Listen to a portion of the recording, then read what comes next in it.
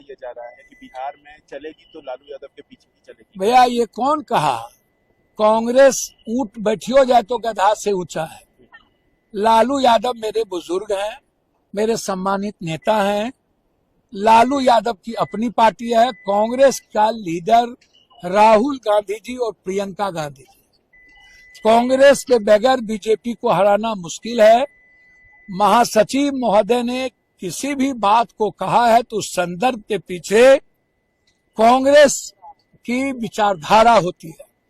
उन्होंने जो बात कही, हम लोग खाद बनने को तैयार हैं, गिलहरी की तरह काम करने को तैयार हैं।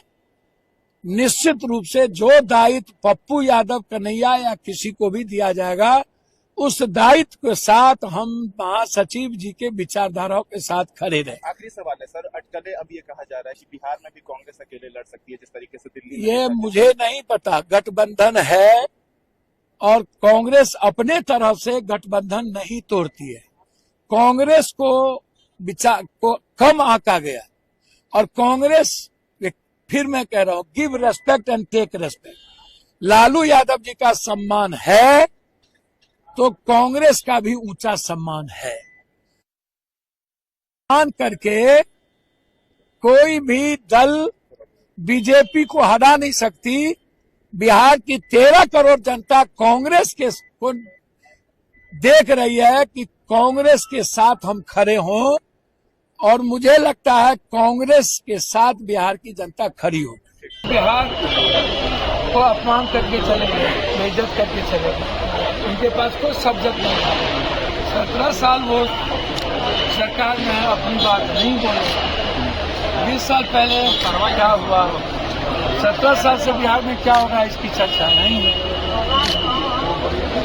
उसके बाद आप सनातन राजनीति में आप अगले बार अयोध्या को जोड़े तो आप गए उधर बना रहे। इस बार सनातन के साथ किया है, शंकराचार्य को अपमानित किया है, हमारी आस्था को ठेस पहुंचाया है, भगवान को और सनातन को बेचा है।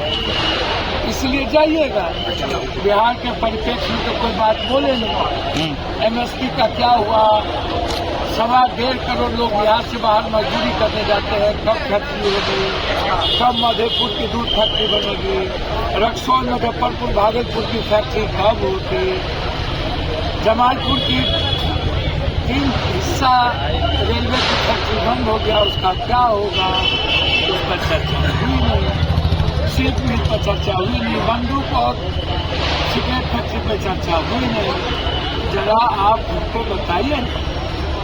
आप पेपर मिल पे चर्चा किए नहीं, बंद पड़े फैक्ट्री पे चर्चा किए नहीं, विशेष राज्य पे किए नहीं, तो आप किस पे किए? उन पे, जंगल राज पे। लालू यादव जी का डर दिखा करके कब तक सत्ता में?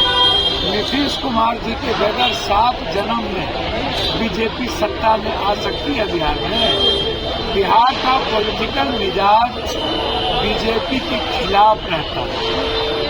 वो आरक्षण पर कुछ नहीं बोले, जाति जनगणना पर कुछ नहीं बोले, बीपीएससी पर कुछ नहीं बोले, बच्चों के पेपर लीक पर कुछ नहीं बोले, हमारे बिहार के पर्यटन पर कुछ नहीं बोले, उन्होंने किसान की मंडी पर कुछ नहीं कहा।